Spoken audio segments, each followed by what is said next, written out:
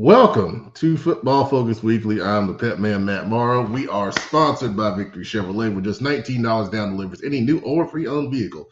Make sure you visit victorychevrolet.com today for any vehicle needs that you may have. All right. Judging by the responses and messages I got yesterday, everyone hated that Between the Lines did not happen. And I did not know that many of you watched the show. I was pleasantly surprised. So thank you for reaching out. But just because we had a lot of teams on bye, we didn't have the need to have two shows like we typically do this week. So we're just doing Football Focus Weekly tonight. And then, of course, we'll have Friday Night Live, live at midnight on these same outlets. And that's your show where you can come in and comment and let us know what you see. Of course, we're glad to have Craig Fell, the owner of Blackbridge Financial in Palisades, back to sponsor that show for the second year. So after Friday night, make sure you tune in for that. But it's good to be here. We got some comments rolling in already, so let's say hey to who's here. So first of all, our Clover guy, Armani Bird, wants to talk about the Panthers. Man, I wish we had time. Man, we got a lot to talk about tonight, but that was a great performance. 30-0 over the Falcons. I think because I didn't talk about them last week, that's why they played so well. So we're going to stay on that tip. Chris Peavy, yeah, I wish, but this has been a long week. It's been a long week, man. I need Friday night. And then they're talking about rain, but we'll talk about that when we get to play. I said playoffs, my goodness. Game previews for this week. Let's see. Kim Watts, good to see you as always. Jay, man, you've been on the montage all year, man. Man, you just saw that now.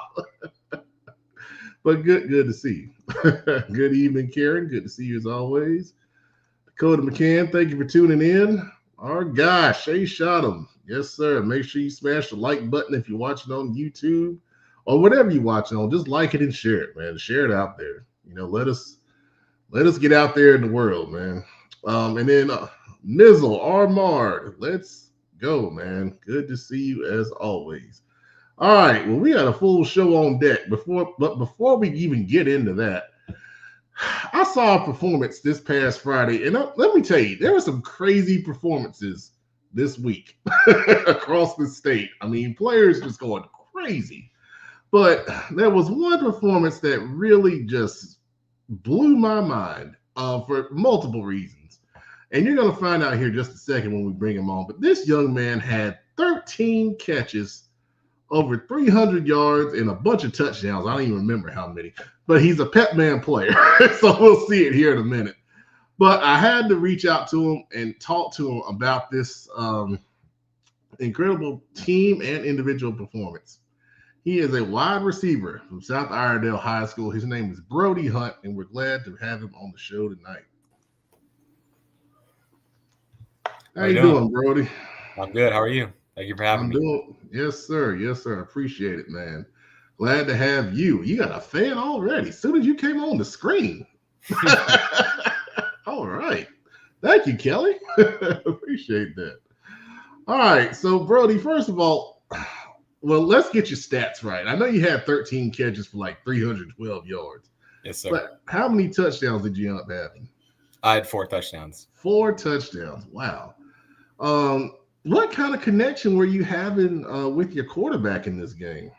Yeah, well, basically, they were bailing most of the game. So we were like, okay, let's keep hitching curls, routes. And then once they bite on that, we go over top. So we just kept on doing that.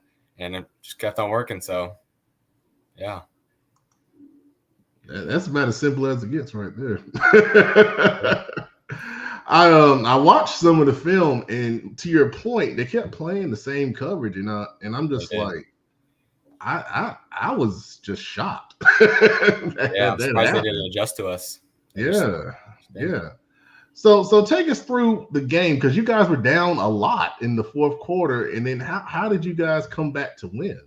Yeah, so we were down by 20 with like 8 minutes left, and we ended up getting the ball and we scored. Then we tried an onside kick and they recovered it and they scored a touchdown off of it. So we got the ball back from that. So basically we were down by another 20. we get the ball back. So we have a pretty good kick return there. And then we score on like 2 plays there. We do 1 onside kick. We recover it. We take that 1 play, and then we take that to the house. And then for the last onside kick, we get 2 in a row. And then after that onside kick, we get the game-winning touchdown. That is incredible. Yeah. You know, when you said that they scored off the onside kick, I remember a couple years ago, North Carolina and Appalachian State, it was a similar situation. And North Carolina got the onside kick, and they ran it all the way back. And then it allowed App State to stay in that game a lot longer, you know, in a similar fashion. Yeah. So, exactly. Yeah, that's crazy, man. So let's see. You got a couple more fans here. Steve Hunt is happy to see you. And then let's see, Josh Porter saying, do you have a brother? I do. I have a half brother. Okay. Is Josh your brother? He is not. Oh, okay. All right. Well, good deal. All right. So let's talk about you for a second. You know, obviously we know you from the CFI, you know, showcases where you come and you've been a top performer at receiver. We've written about you on Prep Red Zone North Carolina as a heck of a player, man. How has your recruiting process been so far? My recruiting process has been good. I picked up a lot more offers this offseason and starting to get into the season, starting in contact with coaches a lot more and just getting my name out there. Very good, very good. So is there some favorites among the schools that have reached out to you so far? Not really favorites. At this point, my options are open. Just still looking what school fits best for me. Okay. Excellent, man. Well, you've done a lot of special things in your career so far, being your senior year. How far can this South Iredell team go after a big win like that? Oh, we can go above, beyond measure.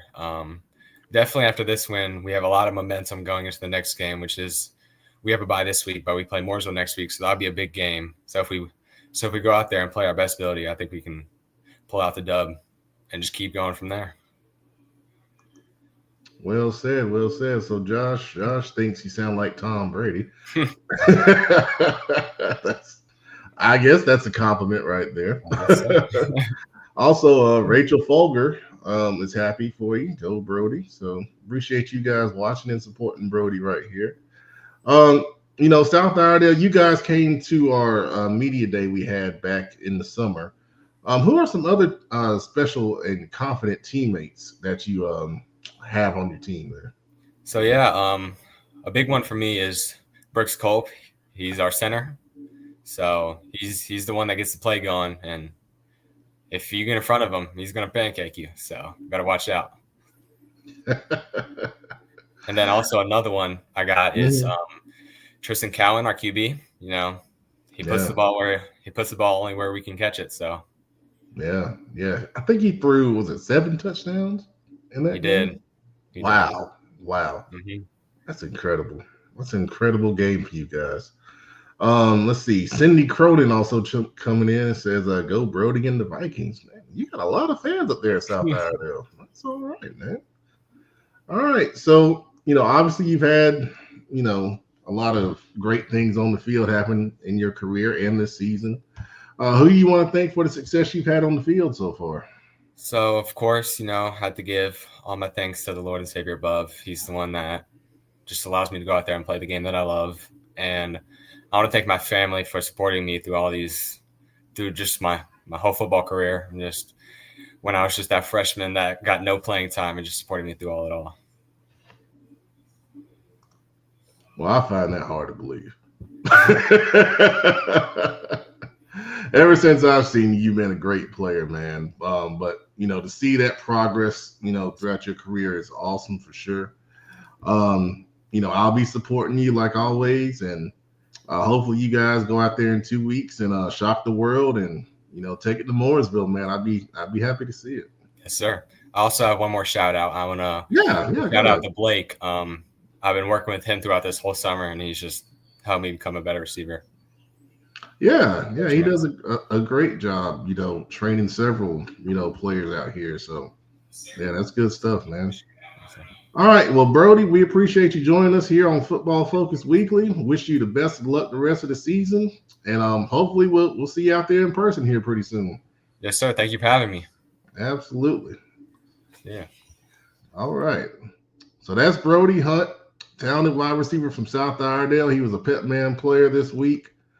Great performance by him and his Vikings with that big comeback victory over South Iredell. So I appreciate all you guys from South Iredell, coming on and supporting Brody. That's great. If you never watched our show, we're here every Wednesday night at 8 p.m. Also, we do another show, Between the Lines, on Tuesday nights at 8 p.m., where we get deeper into Charlotte Metro High School football, and I talk about South Iredell on both shows. So appreciate you checking us out. All right.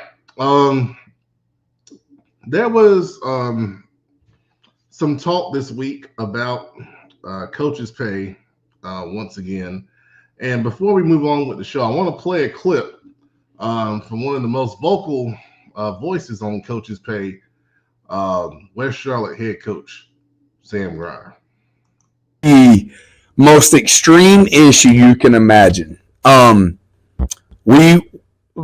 put everything in perspective. Head coaches, assistant coaches, all coaches in Charlotte Mecklenburg schools are underpaid.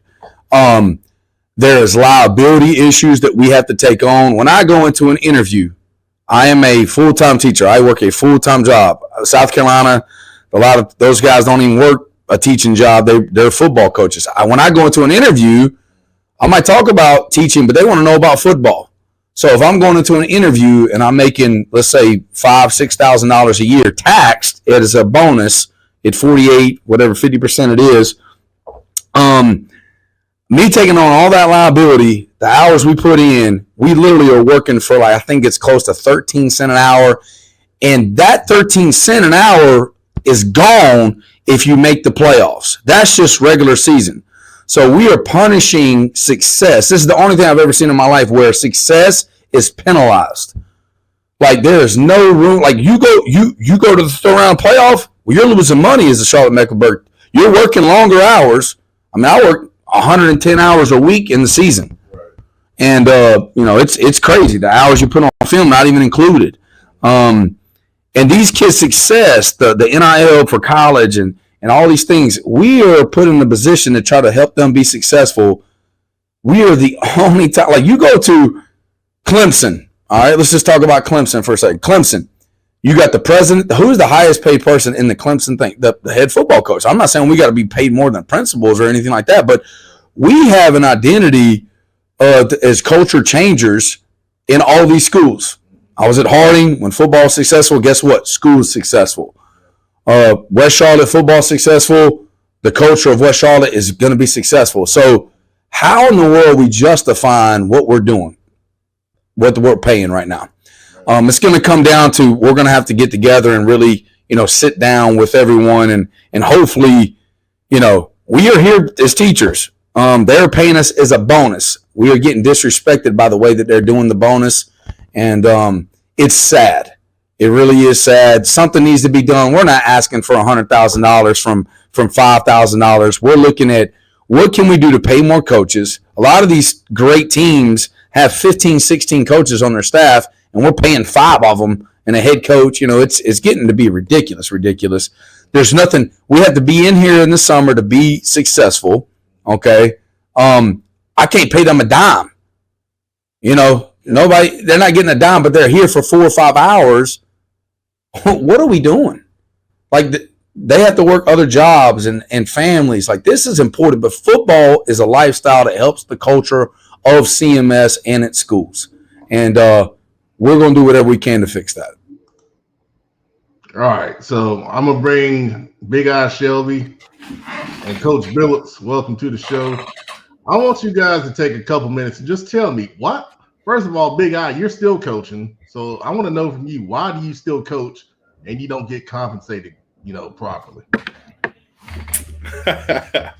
Oh, man, that's a good question. I get asked that question a lot, just from peers, even my mom, a lot of times, just family members. When I got into coaching growing up, where I'm from, only time I really seen like an African-American coach was kind of in youth ball.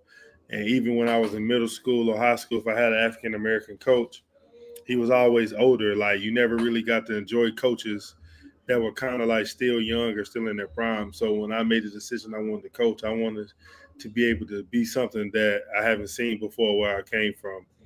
So I wanted to be a guy who left Shelby, graduated, went to college, came back home and helped the kids in my community at a younger age. I think a lot of times that because of the compensation, you don't really attract the older coaches maybe who have already had a career, had a successful career playing, or whatever the case may be, or even the younger coaches, if they're not really in it, you're like, well, I'm too young. I'm not really making no money. I didn't want to do it. So the biggest thing for me was just put myself in a position where I can help my community and do something that I love. I always knew that you won't get compensated for it. So I try to find the small wins within coaching, where if it's seeing kids go to college, even funny things like go from picking up kids as 9th graders and seeing them drive as maybe 10th or 11th graders.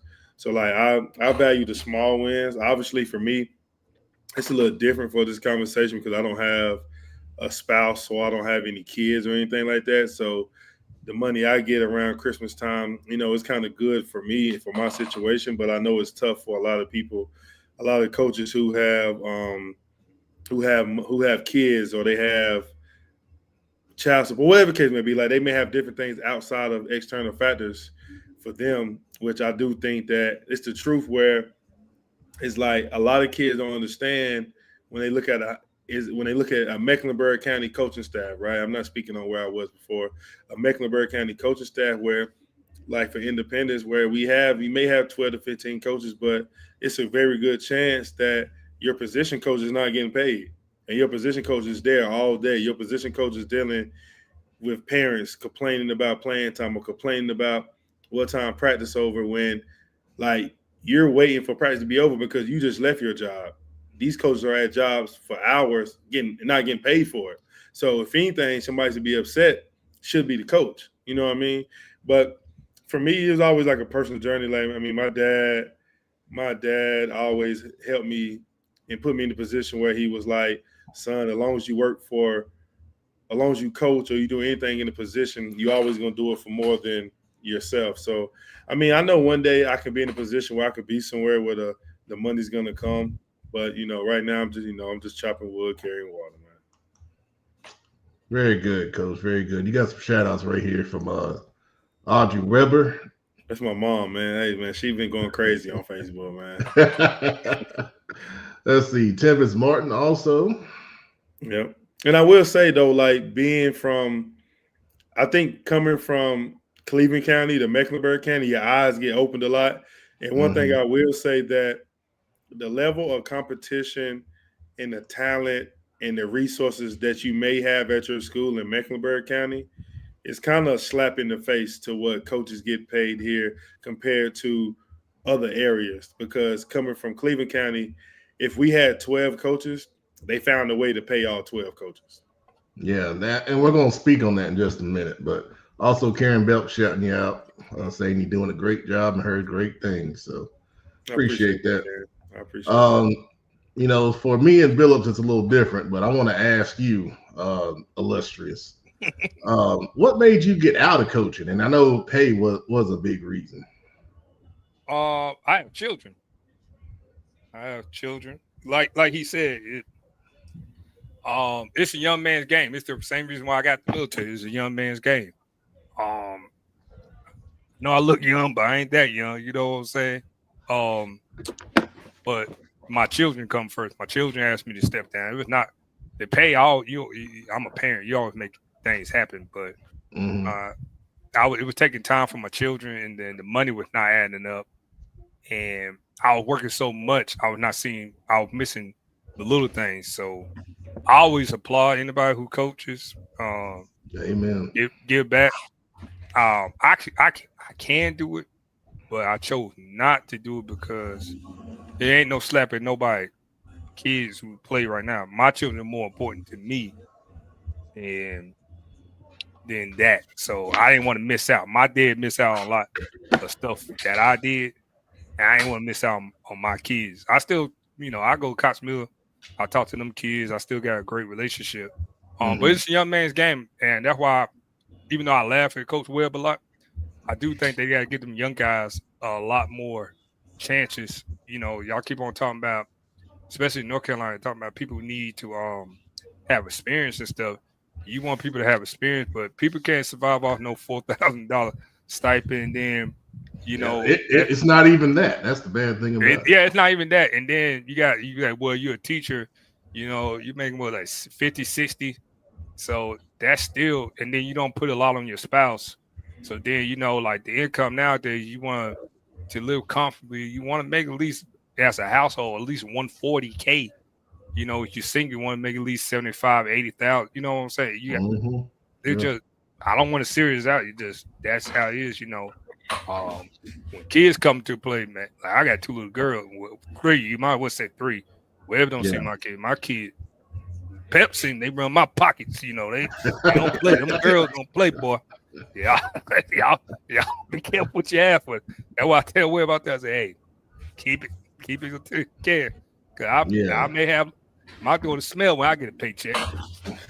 Well, I'll go solo for a minute because I'll tell you, you know, the last time I coached was 2014, and you know, I got out of it mainly because time and money. You know, kind of like, you know, Webb, I don't have, you know, kids or anything like that. I do have a wife, but back then at the time, you know, I did not.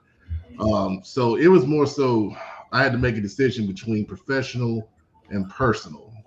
Personally, I would have loved to keep coaching, you know, because, you know, kind of like where Webb is now as a coordinator. I was a coordinator. I was an assistant head coach. And I feel like I was progressing to that point to where, you know, I could have, you know, if I really wanted to go for it, you know, I could have tried to be a head coach. You know, I had the experience and everything, you know, behind me. But, you know, the money just didn't make sense.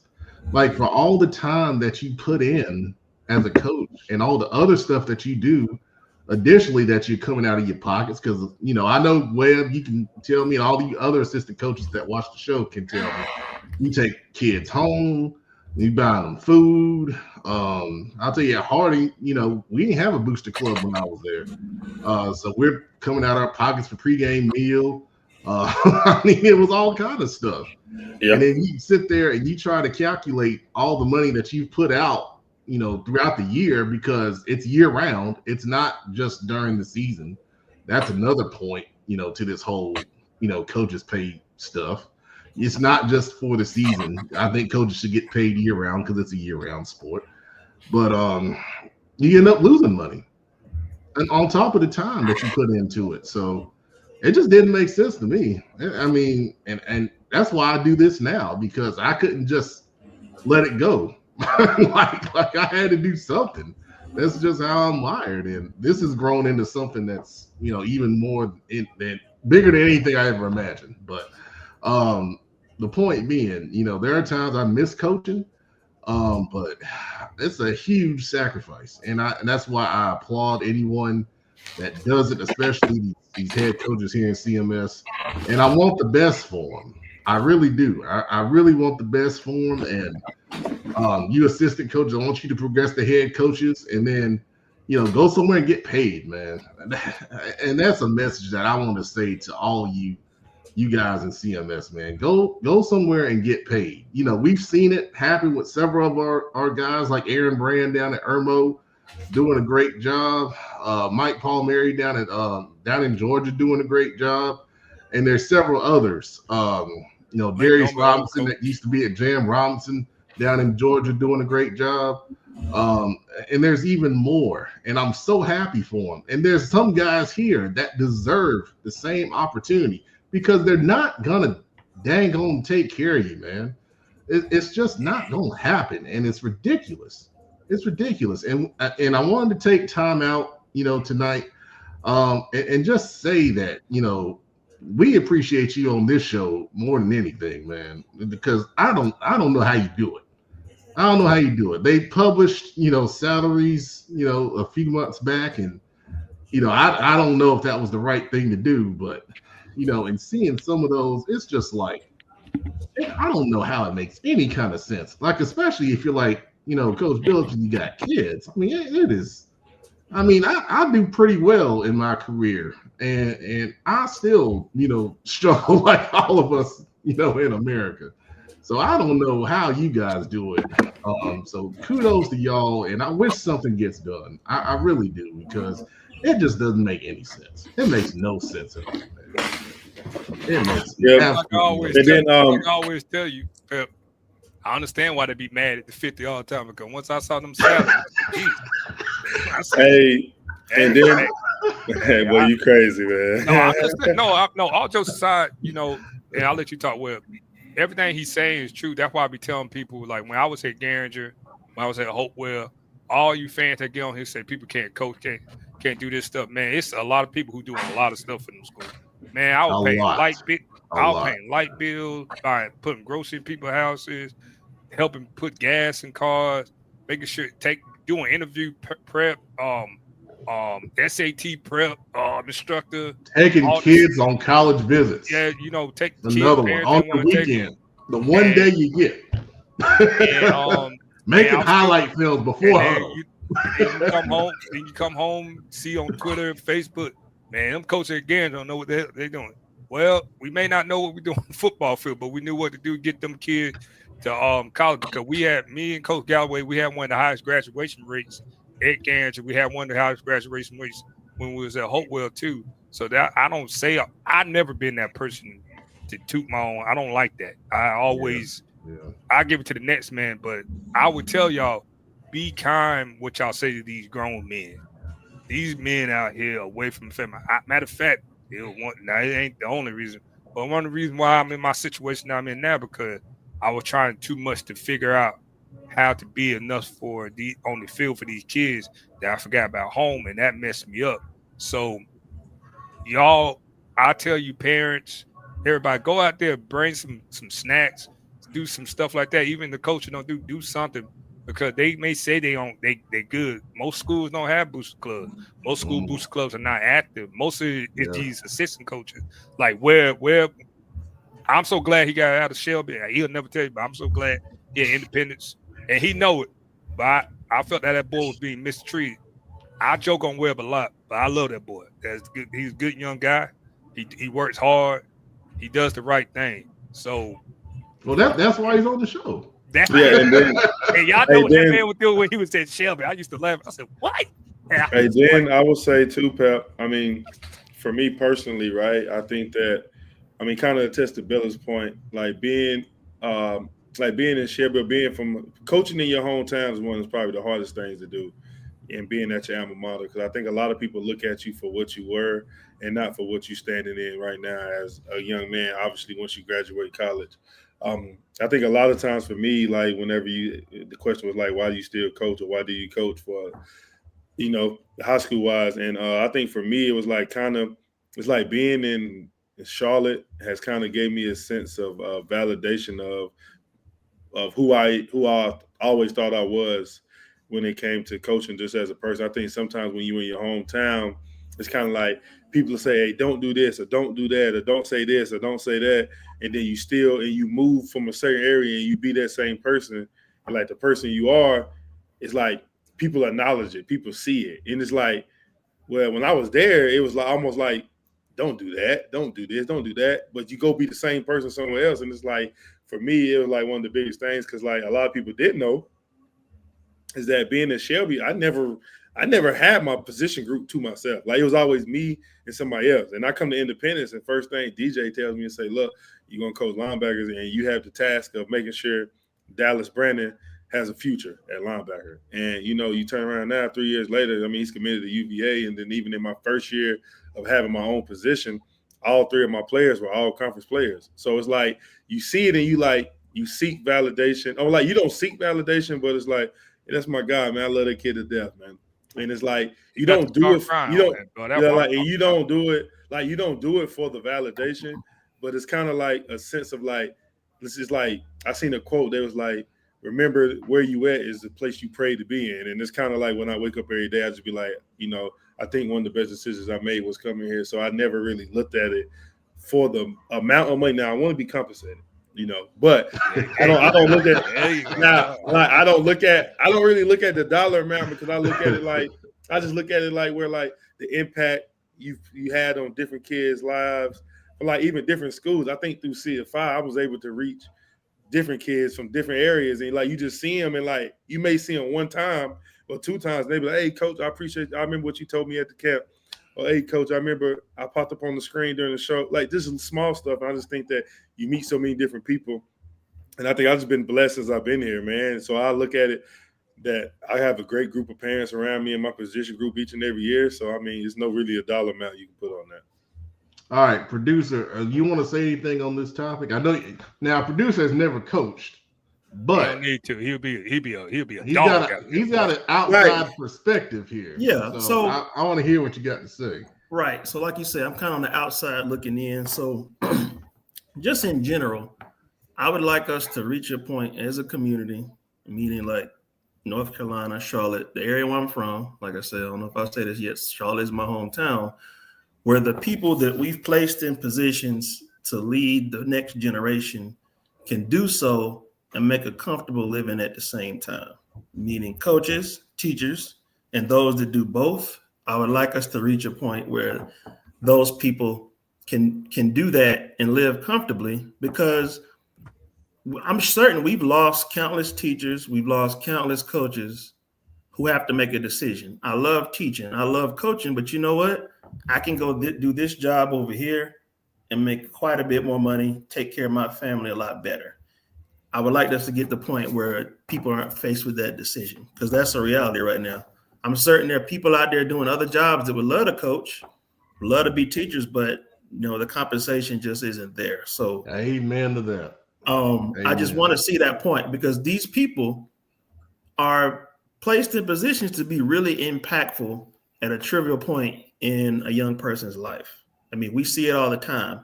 There are people my age and older who still have relationships with their high school coaches, with their teachers and stuff like that. And that's a big impact. So a lot of young men's life would be a whole lot different if they didn't have football, if they didn't have athletics. So if we're placing that importance, let's compensate those people fairly. Not saying that anyone gets into coaching, high school ball, or teaching goes in it to get filthy rich, but I think they should be able to make a comfortable living at the same time, because we're bestowing such responsibility on them. So that's what I like to see, where someone can sit back and say, you know what, I love coaching and I'm comfortable at the same time. So hope we can get to that point. Amen. So let's go to the comments here. So first, Alonzo Dent shouting you out, Webb. How you can get paid? Nothing? Yeah, he was at Mount Tabor, right? He coached at Mount Tabor last year. Yeah. Nah, that's crazy. I'm not shocked. You hear that all the time. I mean, but still, you only got like what? It just depends on the spot. You only got like what 4, 5, 6. It just depends on the school. Like sometimes. But I mean, man, you got. And I think that was one of the most craziest things I heard when I got here. Like, I never asked other coaches about finances or what they do or what they don't get. But you just hear like I only can pay X amount, and I'm like, damn, man, 15 people out here. Like, it's tough. Because think about it, it's tough on a head coach, right? If you have like a super duper good position coach, but you may not necessarily have the funds to pay him. Like, and some head coaches will pay out of their own stipend. Yeah. Like that happens more than you believe. Yeah, man. It does a lot. There's somebody Freddie Bryant talking about losing money is an understatement, and no one knows the sacrifices coaches make. Absolutely, I think they all. Well, I take that back. I think a lot of them do know. It just. Well, I think the ones that know is more so if you have a personal relationship with them and you coach that same kid or kids for like X amount of years. But walking into it, I don't think kids know, and I think that. Because the coach's pay becomes so public, like you might have kids that start looking at like, coach, I make more than you. Yeah. Like, really, yeah. It's like you might have a kid like that, depending on where you're at. Naya, first of all, I'm gonna tell you this: don't say that happens, because that never happens. Yeah. And I'll say, Naya, I'll tell you too. Every school's booster club work differently when it comes to. No, they don't. They don't have a lot of schools don't have booster club. Keep on saying that every school, a lot of people don't. Booster clubs cannot supplement coaches' pay. Yeah, they cannot. Yep. There shouldn't be any rule against that. I mean, let's see. There's some more comments here. Now, Kim, I really don't want to put this on here, but I'm gonna put it on here. Because coaching rec ball is a whole different thing now. Now they don't get paid, but it's a whole different type of deal. I understand what you're saying, Pep.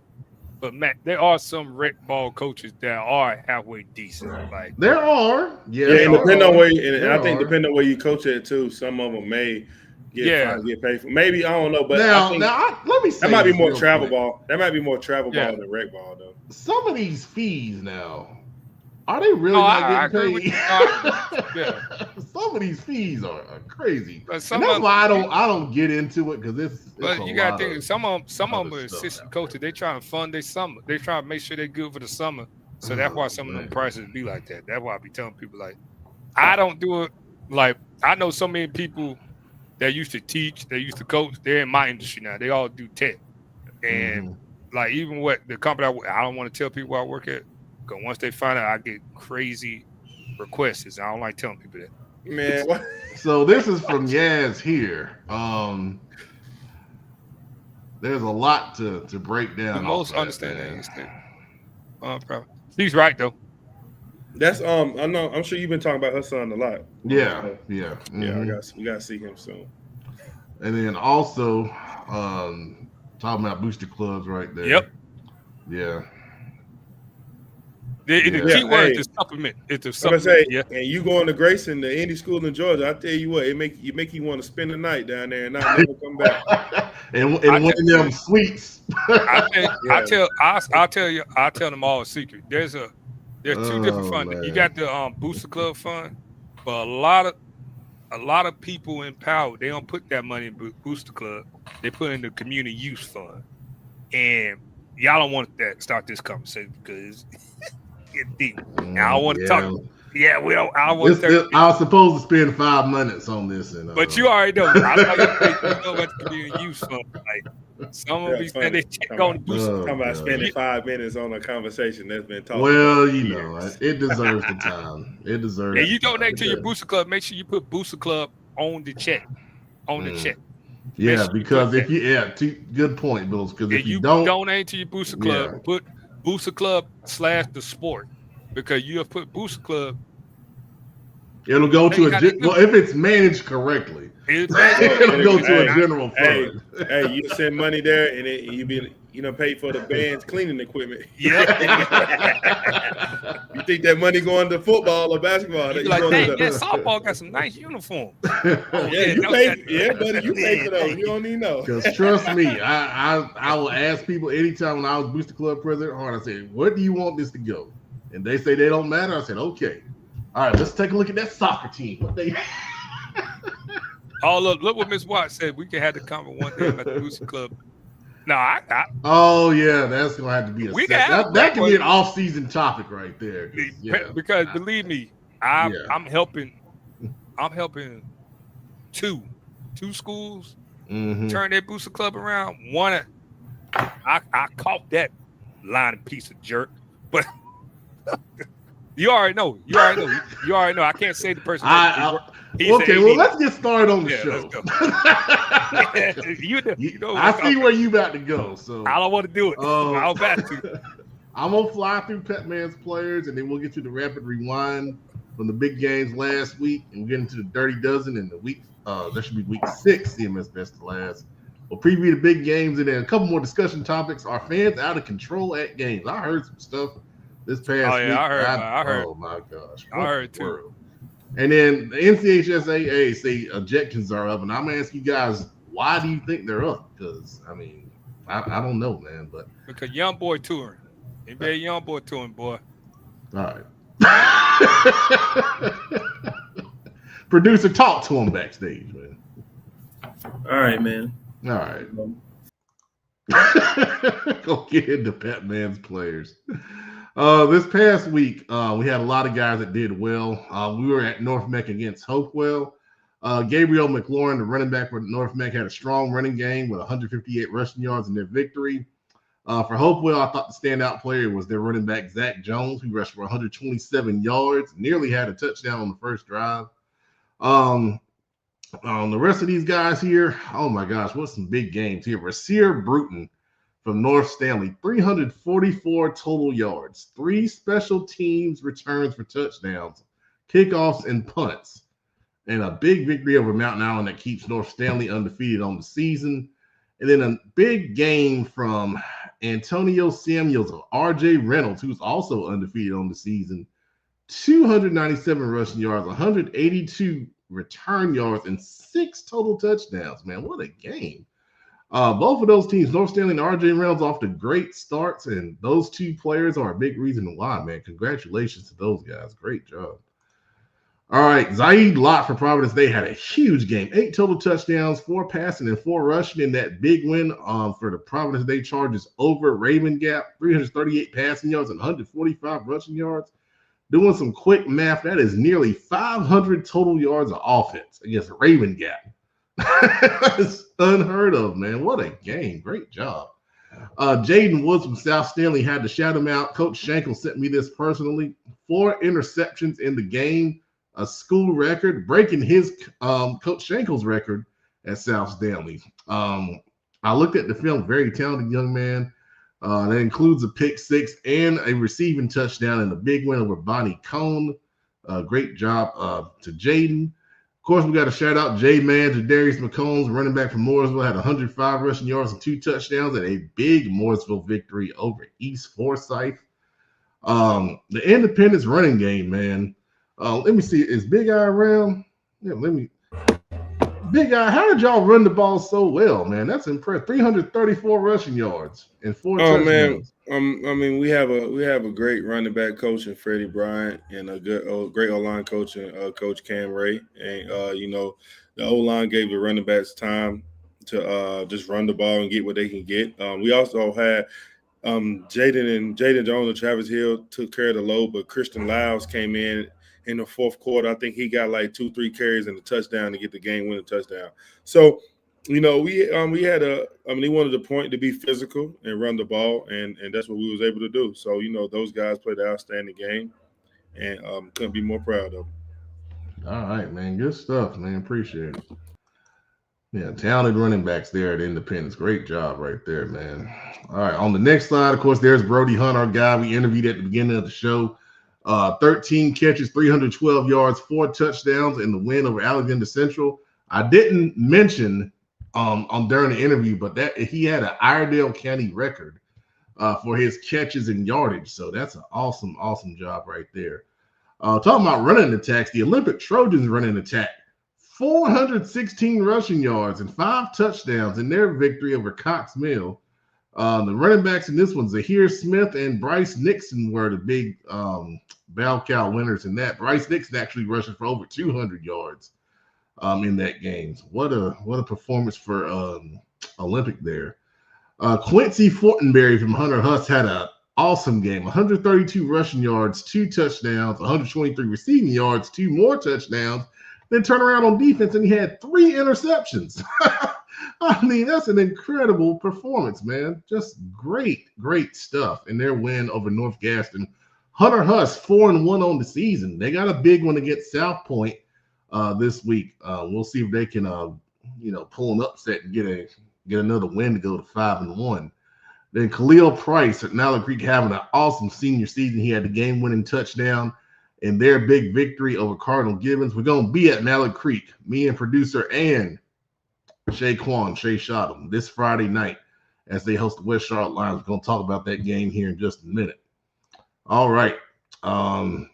In this next slide, Land Farmer from Shelby, he set the school record for career touchdown passes with 91. Shelby getting a big win over Cherville down there on the west side. Some big performances down east. Tyler Jones in Kinston, 355 passing yards, 6 touchdowns, and another rushing touchdown in their victory over South Lenoir. And then Mize Shelton from East Carteret, 223 rushing yards and 3 touchdowns in their victory. we talked about this young man stepping up. Jameer Anderson from Huff, receiver, kind of a breakout game for him, 104 receiving yards and a touchdown against New Bern last week. And then, of course, Max Davis from Burns. He seems like he's on here every other week. Great athlete, 157 rush yards, 3 touchdowns, and 7 tackles and a defensive touchdown in their win this week. And then on the last slide of Petman's players, we got some incredible performances here. First of all, Chance Bost from Mooresville. He had 3 receiving touchdowns and a punt return touchdown, 4 total touchdowns in their victory over East Forsyth. And then at Freedom High School, I watched the film on this, and I tell you, man, these passing performances, I'm just wondering, what are these defensive coaches doing? They just stay in the same coverage and thinking it's going to work. It's crazy to me. But Caden Davis from Freedom, he's the quarterback. He had 6 passing touchdowns and a rushing touchdown and a 70-20 win over AC Reynolds. And AC Reynolds is not a pushover. That's what it was crazy to me. And then Kobe Johnson, he had an incredible connection with 6 receiving touchdowns for Kobe Johnson, along with another touchdown. He had 7 total touchdowns. I mean, I don't know if I've ever seen a performance in the same game from a quarterback and a receiver like that. Just incredible. Kamari McDonald from Lexington High School, 3 pick sixes in one game. He broke a state record in their win over East Davidson. He's a 6'5" outside linebacker, and I'm just looking at the film, and it's like the ball is just magnetic into his hands. It's crazy, man. I've never seen nothing like that. And then if you don't know this name, Google this name and look this young man up. T.O. McFadder from Princeton High School, east side of the state. 40 carries for 398 yards and 5 touchdowns against Midway. They lost the game, which I was even more dumbfounded about. But this young man in 5 games has 1,296 rushing yards.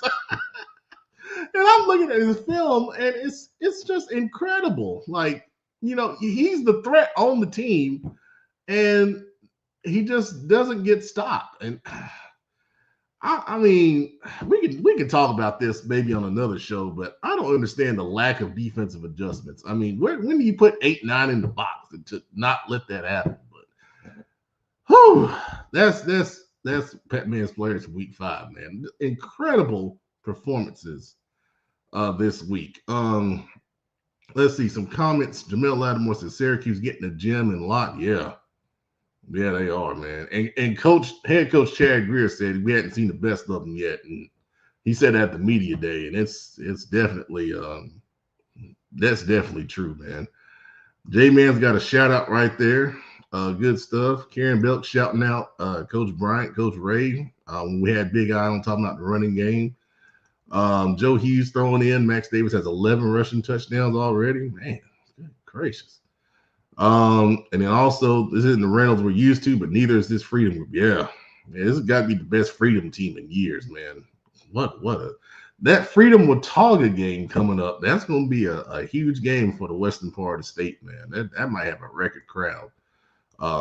That's good stuff. All right, well, it's that time. Rapid review. Bring the guys back, and we're going to talk about what we saw last week. First of all, Independence and Palisades. I kind of mentioned it already. Of course, Independence with a big, strong running game. Good defensive performance. Won that game 27-20. Big Eye was on Friday Night Live talking about it. How was that burger? Oh, man, that burger was good, man. Good quality. Okay. Anyone else want to shout out Independence Palisades? Any thoughts? Yeah, I mean, I want to make sure I let you know, man. We always knew it never was a tie. That game shouldn't have been that close to what it was. It shouldn't have been that close to what it was, man. But I think we put ourselves in that position. But we had a strong defensive showing, man. And, I think we held them under they only had like 30 yards of offense at halftime, and I believe rushing yards, I think they finished with under 40. So yeah, man. I mean, we knew what it was coming to the game, but there's a good, tough, physical team over there. So You know, Oh. we knew what it was before we got there.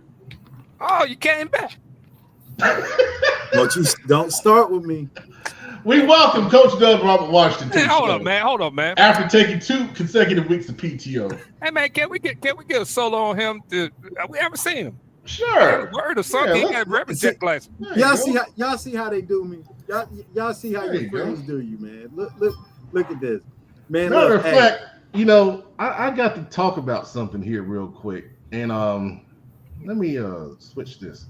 So tonight we are introducing something new called On the Spot, where at any time on the show you're gonna hear an alarm, and that means one of y'all will go on the spot, and I ask you a question about anything, and you must respond.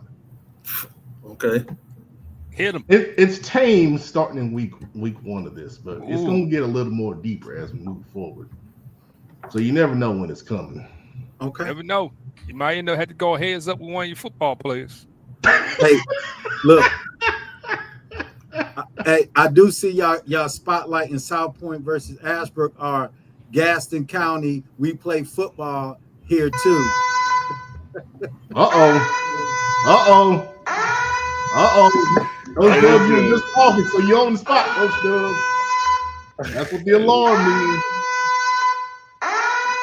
Coach Dub on the spot. What's your best coaching memory? Go. My best coaching memory is hurry up, the alarm's going off. Winning the state championship. That's my best coaching memory. Turn off the lights after winning the state championship. What happened in the state championship? We end up beating the great Chad Greer in triple overtime to win a state championship. So that was a highlight of one of my coaching career. As a head coach, one of my highlights is signing day. I love signing day. One of our kids signed to Stanford that had been injured during the year, and he ended up signing a 4-year contract, which really doesn't really exist in most cases. But in his case, the Pac-10 or Pac-12 at the time was offering a 4-year contract, and he had just got injured first game of the season, second play, kid Marcus Graham.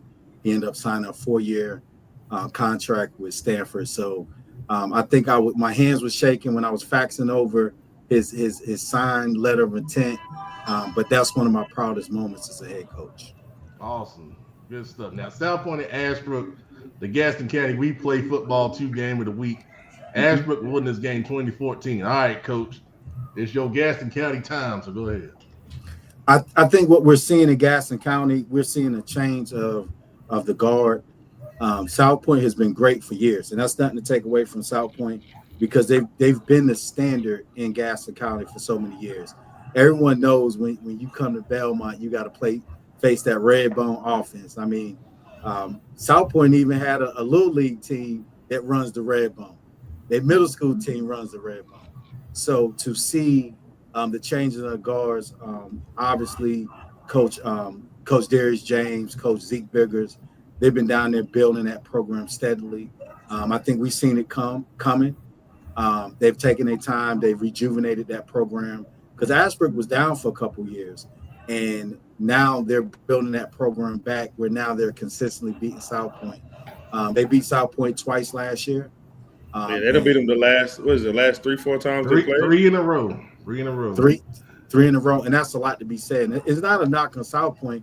That just shows how incredible that their program is. So I think now this year is the introduction of a change of guard in Gaston County. Ashbrook is the team to beat in Gaston County.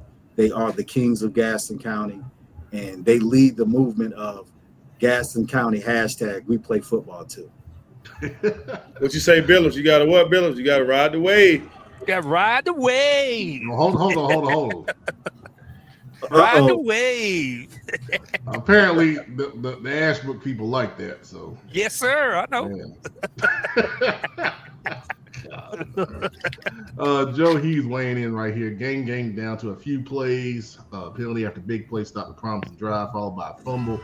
4th and 16 goes for a touchdown. 3rd and 2 at the 50 goes Ashbrook's way, and Ashbrook rose to the occasion.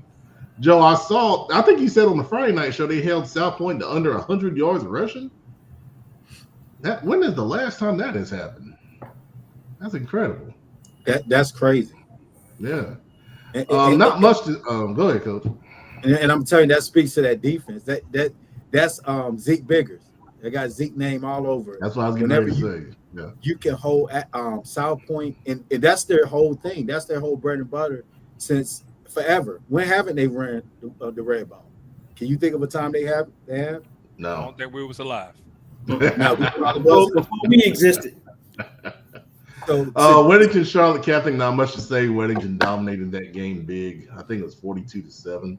Mooresville, East Forsyth, though. Mooresville with a statement, 42-14 up at East Forsyth, man. Really strong performance on both sides of the ball. Of course, we shout out J-Man and Chance About Balls. time to get that boy the ball. On offense, but the defense, East Forsyth was up 14-3, and then Mooresville just turned it on, man, and dominated the rest of the game. So Blue Devils, man, they're gonna be a team to watch in 7A. Of course, Mallard Creek with the big win at Cardinal Gibbons. Of course, we shout out Khalil Price, who had the game-winning touchdown. You know, I talked to Coach Tinsley earlier this week, man, and you know he's really happy, you know, with this team. You know, he told me, he said they're just finding ways to win. And, you know, it's just, he feels like it's one of those years where, you know, things are just, you know, falling into place for him. So, of course, we're going to talk about their big matchup at West Charlotte, against West Charlotte here shortly. Anybody want to talk about Mallard Creek Gibbons? Oh, no, I watched that game, man. Hey, it's like I've been saying, backup quarterback, third string quarterback, fourth string quarterback. Yeah. They different. They different. That was a great game. It was a great game.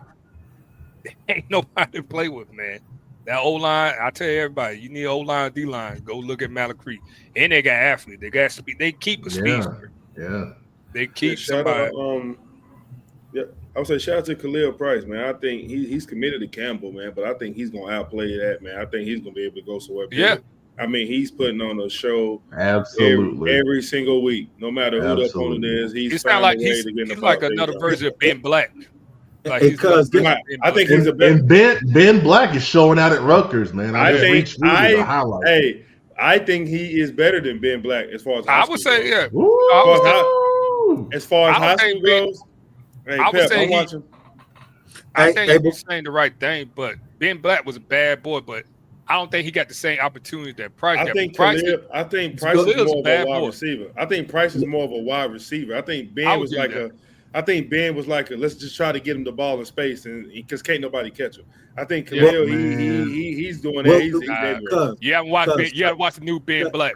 Ben Black running routes now, baby. He is now. Hey, he's going crazy now for sure. Fellas, y'all missing the whole point. What separates Khalil is track. Yeah.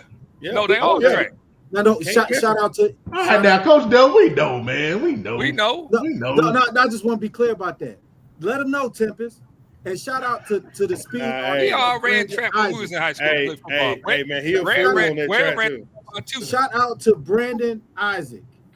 He is our head sprint coach at Mountain Island Charter. And a very little known fact, you know where Khalil got his Campbell offer at? Where? At Mountain Island Charter. On the fastest 41 point, baby. Look, he took off one time. He outran the kid throw. That's how fast he is. So he is fast. No, Khalil fast. Yeah. So for all the players out there, track matters. So I'm just saying, but you got to think about this. Mallard Creek last top 3 receivers, they always part of that 4x1, 4x2. I think Mallard Creek 4x1 is like they don't win the state twice in the past 3 or 4 years, Rob? Yeah. They won, and I think Khalil is on the 4x4. I'm pretty sure he's a quarter runner. Yeah. And, the thing about the quarter runner, they not only do they got speed because 400. No, you got to be a dog. I ran the quarter. Yeah, you got to have the endurance for the 400. Why you laughing? When I was in the military, I had to run the 400. I ran the Army. Providence Day with a big win over Raven Gap, 55-34. Cut us off. You see, Man. He talked man. about quarterback Raven Zaire Gap. performance. 8 total touchdowns. Raven Gap, known for that close loss against Grayson, but says a lot about what Providence Day is doing this year, man. It's really impressive. I think they're ranked number 23 in the nation in the High School Football America poll. And I think all their kids run track too. Who? Providence Day? I was just bringing up a statement. Let's go. I won't get in trouble again. Oh, Get him. oh, it's that time. On the spot. Those bullets. What's your worst personal football regret? What? Read the screen, man. Worst personal football regret? Stopping coaching. I hate that I stopped coaching and helped coordinate defense at Cox Mill. But it was for a personal reason. But I think that's the biggest one. Because I really enjoy giving back to the community, but I had to do what was best for me and mine. So that's actually it. I be up there all the time talking to them kids like I'm the old head. What you mean like you the whole day? You're an old head. Nah, not there yet. Not Hey, You can deny it all you want to. Pep, nobody want to hear that from Brandon. He Nah. got so many job offers. Come on, No, I don't. he regret. No, I don't. Nobody like me. You ready to coach? You want to coach? I can't do it, Hey, You gotta show me the Week money. 6 CMS Best of Last has Hufford number 1, Valley Creek 2, West Charlotte 3, Myers Park 4, Independence 5. That's our top 5 this week. Palisades goes to 6, South Meck moves up to 7, RG Kill moves up to 8, Chambers at 9, Olympic moves up to 10 with a nice win over Cox Mill. Providence with the big win over Butler moves up 4 spots to 11. Butler drops to 12. North Meck up 1 spot with the win over Hopewell, and Hopewell drops 3 spots because of the loss. East Meck drops 2. No changes 16 through 19. The Garrington Wildcats move up a spot to 20, and the Berry Cardinals are 21 this week.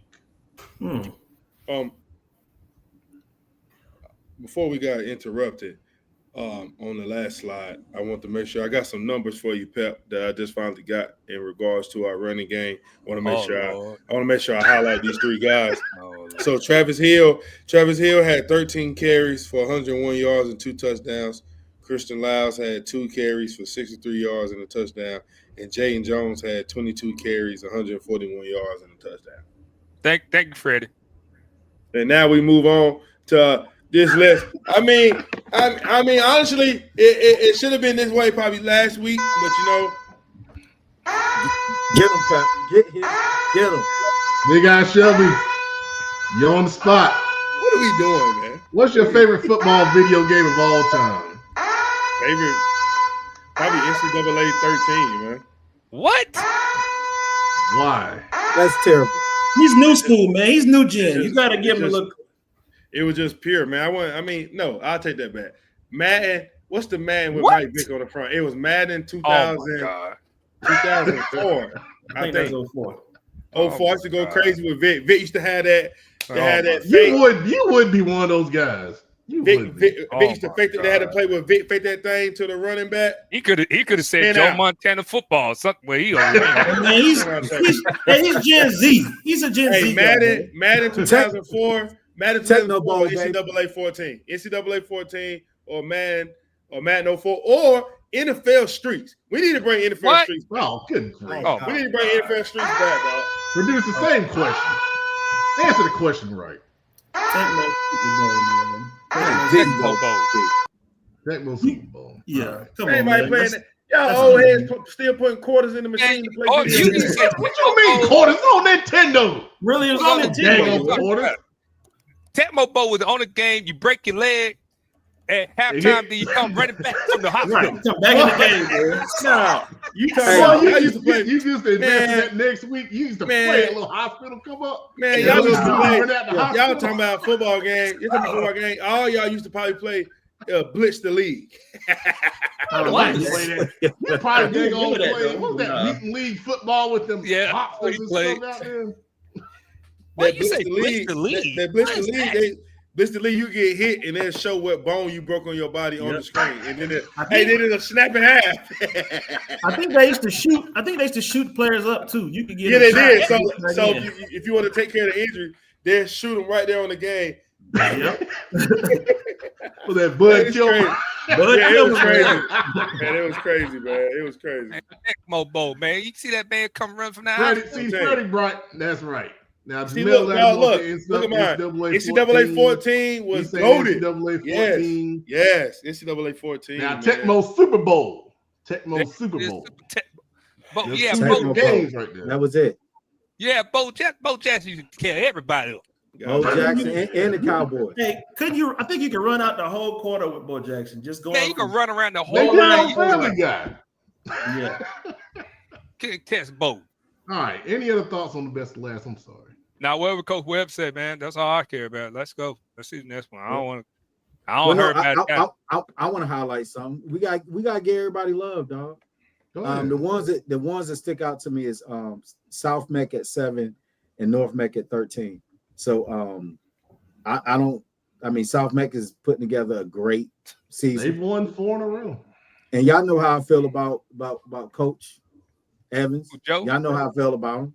Joe, credible. Don't gas him up right now. He don't need to call me. I don't want to talk to him right now. Look, He's doing a great job. Look, hey, Joe would transform on you. We call him a credible hawk. Hey, but he's they're the road warriors, man. They believe that. They believe in it, man. Hey, Pep, I see one. I see a change on here that I can't believe everybody ain't looked at. What's that? Probably for the first time since I've been on the show, Garringer ain't ranked 21. I knew it. I know he was going to say that. Shout out to he had Valentine Ridge. You had Valentine Ridge ranked last year. Well, you've been going for like 3 weeks, man. What you talking about? Shout out to Garringer for climbing up the list, man. Valentine Ridge been out there. Pep giving y'all some respect, man. That's what I'm talking about. Shout out to Jupiter, man. Shout out to Coach Jupiter. Shout out to Coach Jupiter, man. He's making a real impact in them kids' lives over there, man. That's all? I feel good. Okay. All right. Such a friendlier CMS best to last. Don't put Independence ties. Shoot, keep him at 5. Even if they lose, keep him at 5. We don't got no game this week. We got a bye week, so we better not lose.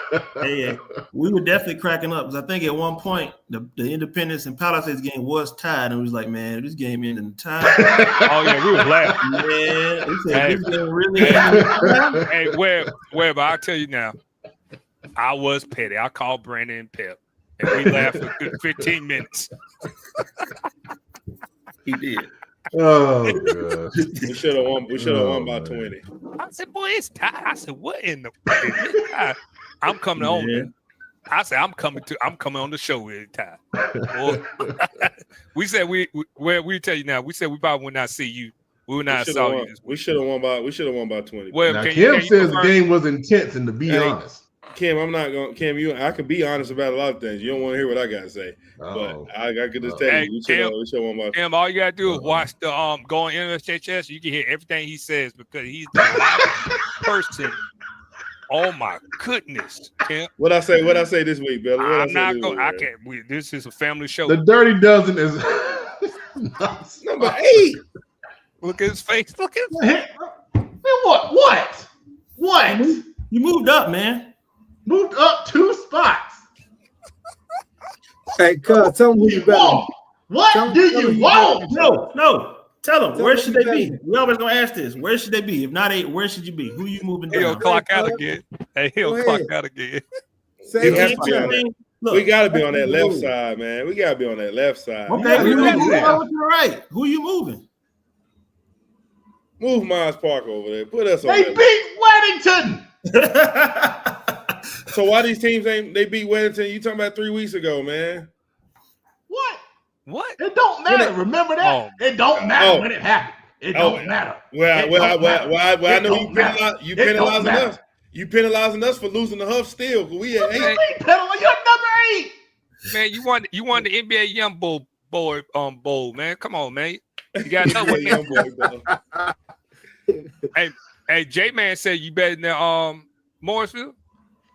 Now, don't start this. Don't start Hey, this. Pep, what's these guys' record? What's They these are guys' free. record on the left side? They Providence free as Day. a bird. What's these Free. guys' record? What's these guys' Free. record? What's these guys' record over here? Who? What's Miles Park record? Well, you don't watch no football. You don't.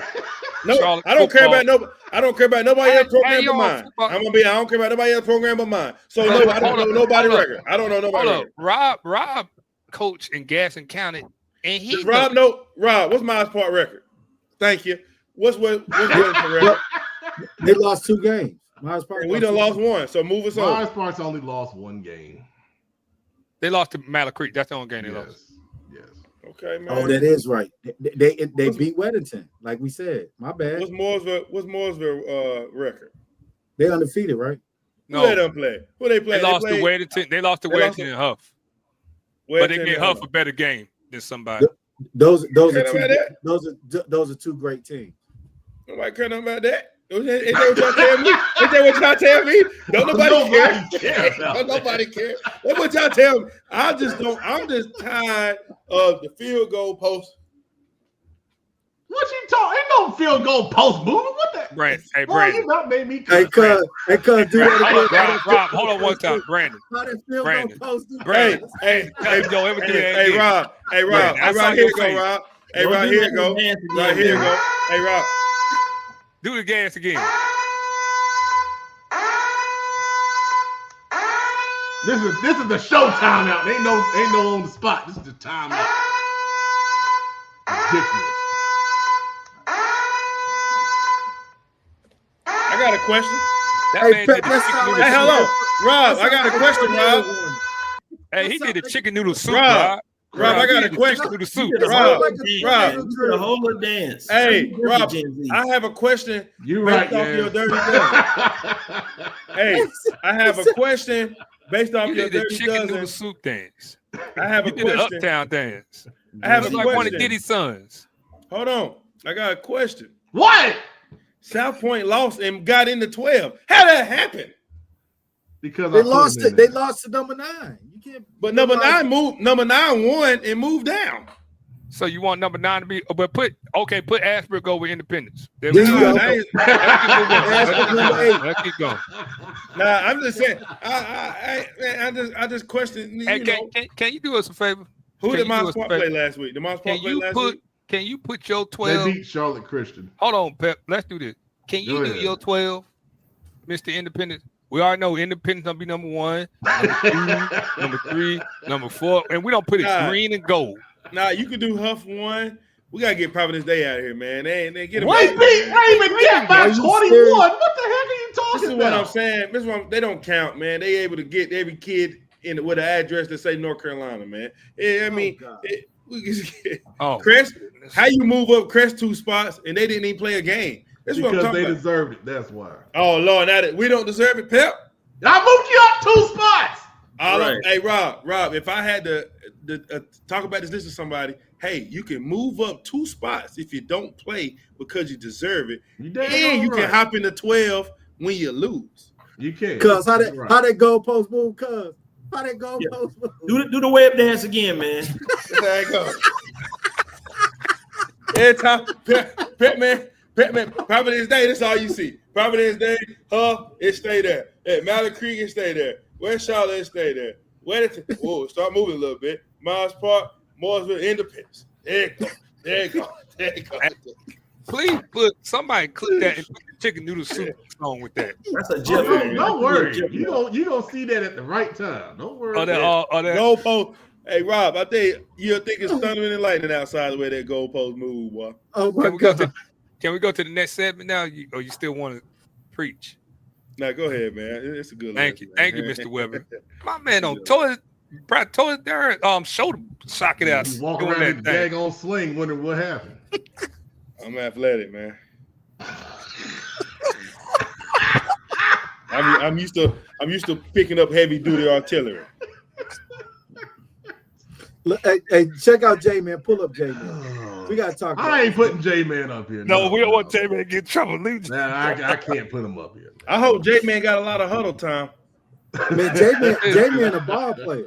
I know he is. J Man number 2. He run hard. Number 2. So how you know you don't watch nobody else but y'all? No, I see his highlights on Twitter. Get him, B. He be lying. The lying Webber. I see. No. I think I follow him on Twitter. All right, Webb. You good? West Charlotte versus Mallard Creek. Brandon, what you got? Nah, I ain't picking no game. I'll be there though. I'll be in the building. Rob, what you got? I know you got a sermon. I ain't picking that. Last time We're we not picked asking that. for picks. He's asking you what you think. What you think?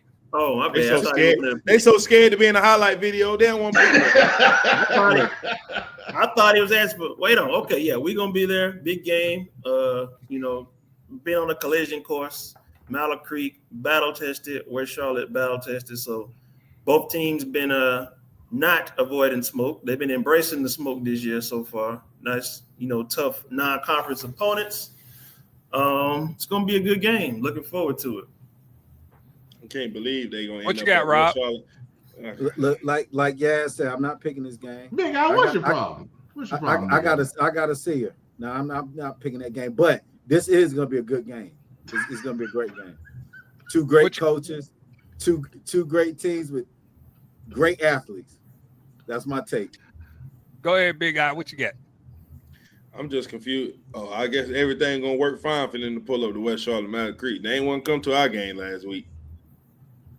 Hyped it up for 2 weeks. I had to work, man.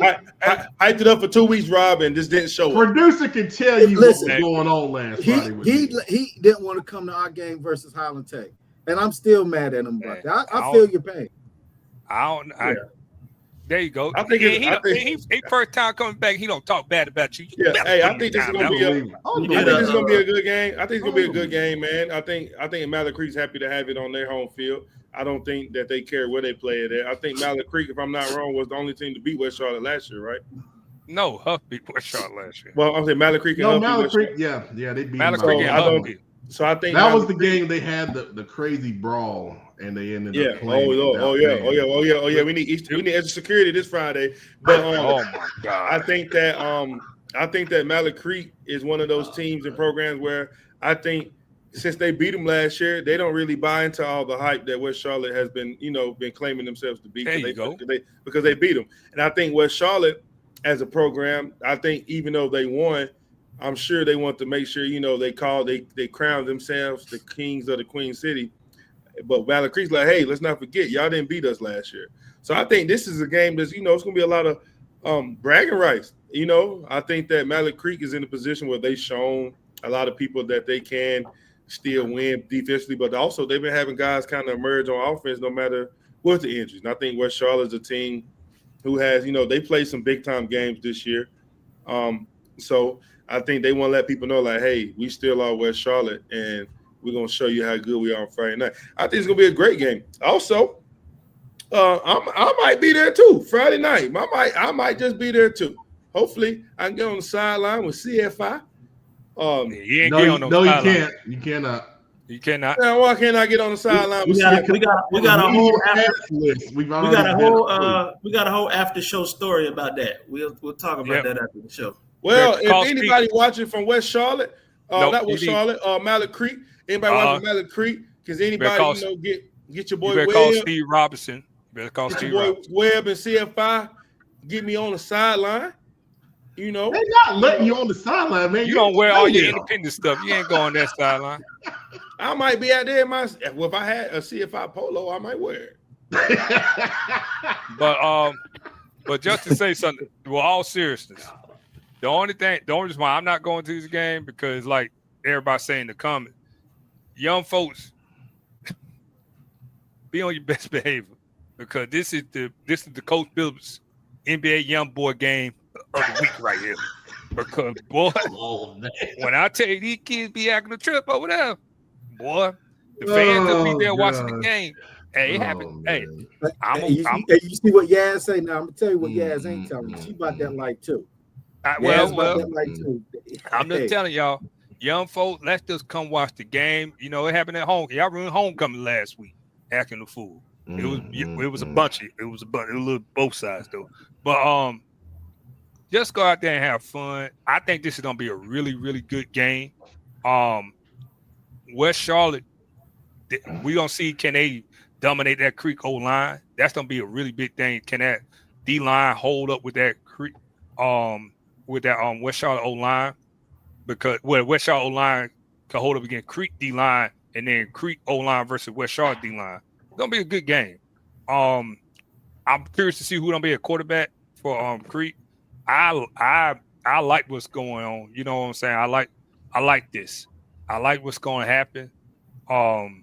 This is a tough game because I see somebody in there talking about West Charlotte quarterback. He go out there and throwing the ball, and they're not trying to run the ball so much, and they air it out. I like West Charlotte chances in the game, but it's gonna be hard to air it out in the rain, B. Yeah, I think it's gonna rain. There's definitely a high chance of rain. It's gonna rain. Creek. That definitely, yeah, I think that does help them. This is they've been running the ball well on everybody. Yeah, so. This is a good. We don't see how good West Charlotte defense is. I think they won the top defense in the state, but that Creek. Who do you think the top defenses are in the state? If you had to get 5, yeah, I had to get 5. I'll go ahead and tell you, I'm gonna be petty and I'll put Independence in because that's what I'm just a petty person. You know, I wake up petty, but I had to say I was not in the order. I would say is Huff, West Charlotte Creeks. You got to put Grimsley in there. Grimsley defense been playing good. I'll put Shelby defense and not Shelby Ashbrook defense just to be petty. I'm about to say, don't forget about Gaston County. Yeah, no, I don't put no. I love Zeke, my boy. I love Zeke, but I really am looking forward to watching this game, especially since it don't rain, from the comfort of my home and drinking some hot chocolate. It's not even cold outside, man. It's a joke, man. Let's go. Go ahead, Pep. Now, Freddie, Brian, ain't you? Oh, yeah, y'all got to buy. That's right. I need a pass to my son play. Man, you ain't get on the sideline, Freddie. They don't tell you get He's it talented. in the bleachers. His son is talented, that's for sure. There was a couple of comments. AJI1 game will be about who adjusts the best. This game will be close. The last 2 matchups have been very close games. Remember, 2 years ago at Mallard Creek, West Charlotte with the great goal line stand to win that one. And then last year, of course, we talked about it.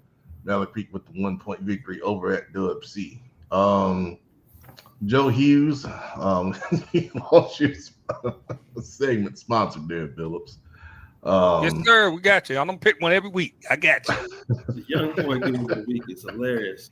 Oh, I was right about that. No, I was wrong about last week. Last week, West Charlotte, West Mint. J Man with a good comment here. Yeah, I agree with all that right there for sure. Good job, Jay. Yeah, good measured comment, man. I like that. Coach, send me that text right quick. Ease up. Ease up. How would y'all handle a player on the show that comments? How would y'all handle that? I'll tell him get out. But J-Man does it. He does it good. He does good. Well, I would say it's a lot of kids on the show. They don't comment, but they watch, and they was very upset with Pep, man, last week. We know. Butler Chambers. Let's go, Pep. Let me say something, man, because I know I know that, and I see a lot more than I say. But I appreciate them watching, because watching PBS, that doesn't elicit that kind of emotion. And when you elicit emotion, that means you care. And when you care, that means you're passionate. And when you're passionate, that means it's worth it. So, I appreciate the love, the hate, everything. You act like you was in a BET Cypher. You got that on a poster somewhere? Hey, Brandon, he act like he was in the BET Cypher. The BET Awards right there, boy. You trying with. You got to put that on something, man. A poster board. You got to put that on. He gonna put it on the back of the new CFI shirts.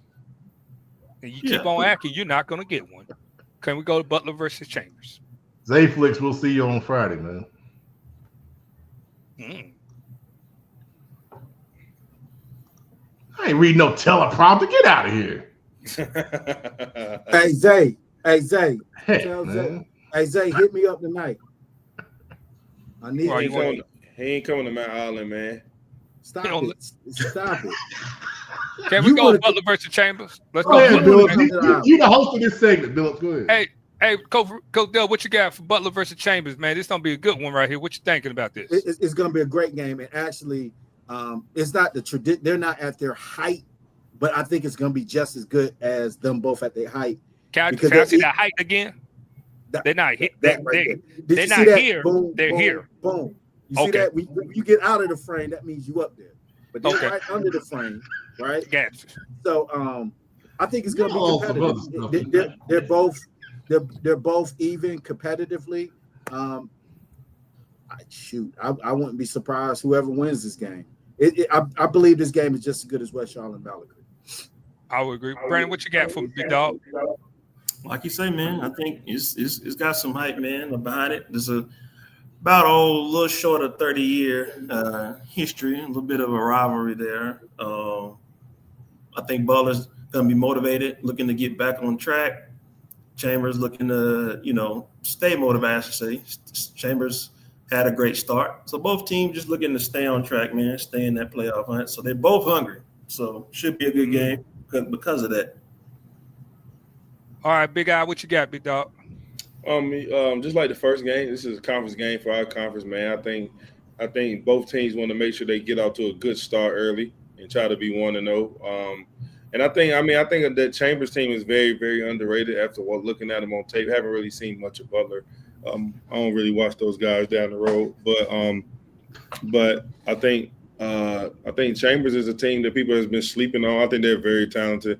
I think they're very well coached, and I think they can give a lot of teams problems if you don't come ready to play. Okay, so quick, and I think Butler can look at this game as they get out to a good start and win this game. It'll put a lot of people on notice, like, hey, we may not be the Butler of old, but we ain't no pushovers either. All right, so coming back, both teams have come out 2 tight losses. Like Butler, of course, they lost to Providence. Again, they haven't lost in a long time. I've been part of that rivalry when I was at Providence. I think this is a good bounce back game for both of them because even Chambers, they play a tough game against Aldrich Hill. Aldrich Hill really don't they're one of them teams that's sneaky good. They're very well coached. They discipline. They don't go out there and make big plays. They don't do what they do. They don't talk what they do talk. I ain't gonna lie to y'all. But they play football. They play physical football. I think this comes down to, like we said last week, is Chambers find identity with their offense. That was the biggest question. Nobody really worried about what they do defensively. Defensively, it's going. Them 2 linebackers are dangerous. They're very 2 dangerous linebackers. And they're fast. They're very fast. Butler, I want them to establish that run more. I think they got away from it versus Providence. I think they put a lot on that quarterback. I want them to let that running back go. And I think it's going to be a very good game. I put it up there with West Charlotte versus Mountain Creek, to be honest with you. And I think that conference should not sleep on this game right here because both teams to beat them any given night, one of them teams to come out. Yeah, they lost to Providence, but they came back because they were down by 2 scores, and then they saw coming back. So I won't be surprised to that game. Matt, what you got? Bring us home on that one. Well, as you said, both teams are coming off losses. Chambers has lost a couple of in a row after starting 3-0. Butler has lost 3 in a row after a 2-0 start. So both of these teams are on the slide, man. Whoever can really get established and get a lead in this game, I think is going to be a major key, especially with the rain possible. Chambers, grass field, literally going to be trying to get it out in the mud, man. So it's probably going to be another tough, low-scoring game. For sure. There was a good comment right here. So Tempest thinks Zion Haley's going to put on the show, the dual threat quarterback for Chambers. I like that kid. Yeah, very athletic. He's very good. Yeah, he's very good. Yeah, and I also said it's Chambers' homecoming. Oh, I hope it doesn't rain because that homecoming really rain. That'd be really tough. They bring back the mud boys mentality. Yeah, that's true. They still do use it. Hey, Pep, real quick. Hey, Tempest and Yaz, is Zion the kid that runs for Team Charlotte? Yeah, he runs track. It's the track star, and he can run, boy. Hey, he can run. Shout out to Team Charlotte and Coach Brandon Isaac. Uh-oh. Didn't pay that spectrum bill. Mount Island he about to come get him because they keep talking about everybody else's team. Man, come on. You froze, Coach Dub. That's why they're talking junk about it. You froze. What's the last thing y'all heard me say? You said good job, guys. Let's move on. No, I thought I was saying we about to invite Chachi up here. Go ahead and bring him on. Hey, you see how quiet he got? You just make sure if he come on, you don't throw a rock and hide. Oh Lord. No, we got spars tonight. I like it. That's my homeboy. Me and Chachi. Well, I think it's time for this. Oh, God. All right, producer, you on the spot. Let's do it. Who is your favorite member of Football Focus Weekly? My favorite what? Member. Oh, the producer. He's outstanding, man. He always brings like Don't pick yourself. points of views. He's really unbiased. He likes to encouraging words to you. He always, speaks from the heart and gives a genuine take. The producer is the man. I'll take it. It is what it is. Just saying. Billups, let's go. You can rule against All it. right.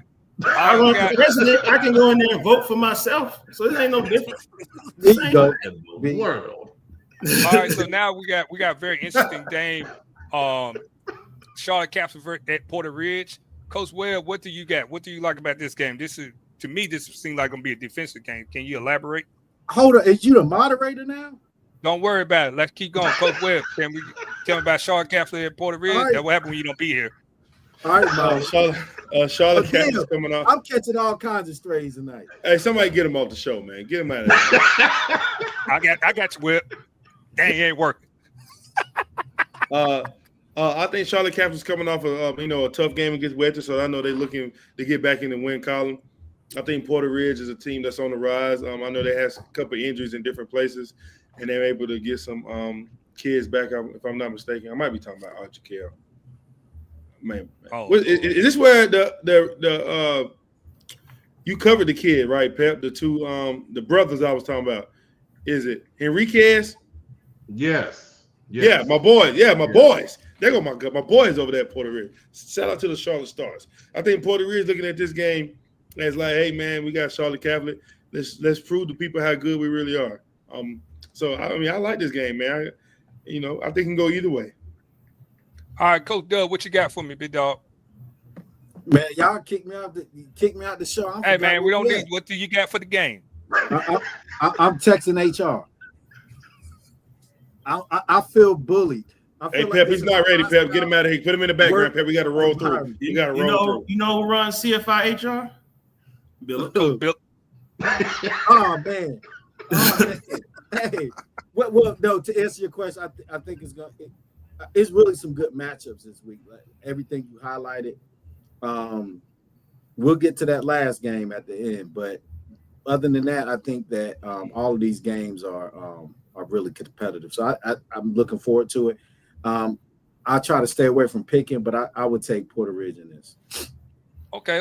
Try to stay away from picking and then picks. I like it, man. Yeah, that's right. What you got? I like it, man. I like it a lot. Y'all are off the chain. The producer, what you got on this game? You got anything for this game? You won't end up on a highlight video at Charlotte Catholic. Oh. Whatever. Nah, I ain't got too much on this one, man. But I'll be looking out for the score, though. I like that. For this one, like I said, I think it's gonna be a defensive battle. Porter Ridge they look like they're back to the old school. Porter Ridge, they don't ground pound, they don't hit you in the mouth. I like that about Porter Ridge. Catholic, that's all they want to do. They want to punch you in the mouth for 4 quarters. So I really like Porter Ridge this year, but I can never count Charlotte Catholic out. So I'm gonna go ahead and throw this to Mr. Pet, man. What you got? Charlotte Catholic coming off that tough loss to Weddington. They didn't really get the running game going. The defense really just got shredded. So they're going to come out with some real pride in this one. Porter Ridge, I think someone made the point that this is a chance for them to make a showcase victory. Their only loss was against West Forsyth at home, and that was a chance for them to have a big win, and they didn't get it done. In that game, their offense was really the problem. They only scored on defense and on special teams. So they're going to have to come out and really find some big plays. Ryshawn Elmore, the receiver, committed to East Carolina, is going to be a big key player. If he has a big game, I like Porter Ridge's chances here. Coach Hurts does a great job in slowing down the running game. We saw that firsthand back in 2017 in the playoffs when they played Harding in the second round. And they were the only one in that playoff run that really shut down Crouch. And Harding only won because they got a nice kickoff return, 17-10. So they're going to have a good plan for Charlotte Catholic's run game. They're going to need big plays offensively. They can't turn the football over. That's what really hurt them against West Forsyth. So good football game, though. Good conference game in Union County. Catherine, remember, is in that Union County Conference of Southern Carolina now. So then moving on to the next game, we got Olympic versus Central Cabarrus at Central Cabarrus. This is Chance Cato's second game back after what him and that running game did to my wonderful brothers over there at Cox Mill. I think he really didn't throw the ball that much that game. It was that running. Well, when your running game going like theirs was going, you run for 400 yards, you don't need to throw it. Yeah, me defensive coordinator, we had a long talk. But this game really interested me because Central Cabarrus got a quarterback. Correct me if I'm wrong, Pep. They got a quarterback and running back. Them two are very dynamic. That quarterback he can run. The running back you got to tackle that running back. You got to hit that. If he gets into space, it's over. It's a wrap. That defense is pretty good. The defense is pretty good, but I like Olympic because Olympic they've been winning without Chance. And Cato, everybody said Cato was the only way they win. But now they got the running back, and then the dude who was said quarterback, the linebacker, he's going back there running the ball too, I want to say. So now you got that monster, them two monsters back there, and that defense, they'll strike you. So this is a very interesting game. Anybody else got anything to say about this game other than Matt? I think the winner, if I ain't mistaken, gets over 500. It is nice to see Central Cabarrus kind of, work their way back to relevancy. They had a few years, few tough seasons, I believe, only 2 or 3 wins like the last season. So for them, they're already at 2-2. Their hard work is paying off. Olympics been in the mix for a while the last few years. So, they obviously, know how to win. So it's a nice little prize. The winner, when you win the game, I think you'll be 3-2, if I'm not mistaken, after this. So we'll see who gets it done. What you got, Matt? Yeah. Like you said, Cato's back. Rain is a bit of a factor here, but Central Cabarrus is a turf field, so not as big of a factor. The one thing I'm really curious about, Olympic, is this the game where they open it up and they unleash the passing game? All they've shown so far is how well they can run the ball. We know Cato is talented. He was a preseason, 6A All-State pick at the quarterback spot. And I'm just wondering because they have some talent at receiver that really hadn't had a chance, to show itself. And I'm wondering, is this the game where they kind of unleash it a little bit and take advantage of maybe some heavy run looks you're going to see defensively from Central Cabarrus to shut down a powerful run game? On the flip side, Central Cabarrus, like you said, offensively, they can be dynamic in the running game, especially. They have the ability to hit some passing plays, but Olympic has some good athletes in the secondary. So I really think this is going to be a battle of who establishes the run first and then who can play off of that for some big plays. But I think it's going to be a 4-quarter game, and it's going to be really, really interesting to see who wins this. Whoever wins this has a good shot of, getting an early lead in the conference race because A.L. Brown's playing Berry in this conference, so you figure them they're going to be 2-0 in the conference. Both of these teams are 1-0 in the conference, so it's a big game right here. Yeah. So then next, I got a question for y'all for this South Meck and Hopewell game. Is this a trap game for South Meck? Because we come out South Meck, their only big loss was they lost 37-14 to Catholic. Then they beat Community School Davidson by 3. They blew out Ballantyne Ridge. They win that overtime victory against AK. And then East Met, they had a big win. Is this Hopewell team a trap game for South Met? Let's start with Coach Webb. What you got? What do you think? Man, I think Coach Joe Evans gonna have his guys ready to go, so I don't think this will be a trap game at all. All right, Coach Doug, what you got? This your boy right here. Same thing. Evans gonna have them boys ready, so he's coaching them up. He's gonna keep them locked in. So I think South Mac is gonna be a great game. Got you. The producer, you got anything? No, I don't think it's a trap game at all. They 4-1 for a reason. So far to this midpoint in the season, I sort of call them my sleeper. They're not they don't make a whole lot of noise. You don't hear about them on social media like that, but they're winning games. So no, not a trap game at all. Hopewell's coming off a tough loss, so they're gonna be ready and motivated. So no, not a trap at all though. They'll be ready. Both teams will be ready. So Matt, before you do yours, so South Met is entering the stretch of their schedule where we expect them to have this record right here. Where do you think they come in this conference with this play? Because they got Hopewell West, Huff, Garrins, and then Myers Park. What are you thinking before you start previewing the game? Do you think South Met to make a legitimate run for the 2 spot? Because they play Myers Park very well every year. Yeah, that's a good point. You throw the records out when that Myers Park South Met game. That is a huge South Charlotte rivalry. Yes. And they get extremely fired up for it. That being said, I think that Myers Park team is on a different level this year. I like it. And I think Coach James has them locked in and focused. I know I say this a lot about them and that win over Weddington, but I just can't discount that. I know they had the tough loss to Mallard Creek by 7, but it was a good game. Yeah, South Met has done a really good job of getting better with each performance. They had the tough week 1 loss to Charlotte Catholic, but ever since then they've gotten better and better and better each game, and different players are stepping up for them.